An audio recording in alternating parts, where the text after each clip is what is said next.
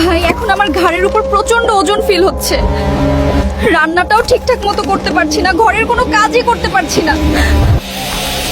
তুই বাড়ির কাজ ঠিক মতো করতে পারছিস না? দেখেছিস তো, আমি বারবার বলেছিলাম কিছু না কিছু সমস্যা আছে।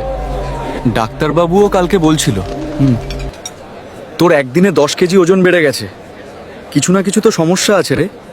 আমি ঠিক মতো খাওয়া দাওয়া করতে পারছি না, আর কি করে সম্ভব একদিনে 10 কেজি ওজন বেড়ে যাবে? আগের থেকে আরো বেশি শুকিয়ে যাচ্ছি আমি দিন দিন। শোন আপু, গ্রামে একজন হুজুর আছে, উনি খুব ভালো কবিরাজি করে, আর আমি বিষয়টা তাকে বলে রেখেছি, তোর বাড়িতে তোকে দেখতে যাবে। না না ভাই, তুই তো জানিস আমি ওসব ভূত প্রেত একদম বিশ্বাস করি না, কোনো ওঝা কবিরাজ আমার বাড়িতে পাঠাস না। দেখ আপু, ভূত প্রেত এসব বিষয় নয়, বুঝলি? আমিও এসবে বিশ্বাস করি না, কিন্তু একদিনে 10 কেজি ওজন বেড়ে যাওয়া এটা কিন্তু মুখের কথা নয়। তুই একবার হুজুরকে দেখা, বুঝলি? দেখি না হুজুর কি বলে। যেহেতু ডক্টর কোনো সমস্যা পায়নি, হুজুরকে দেখানো ভালো হবে।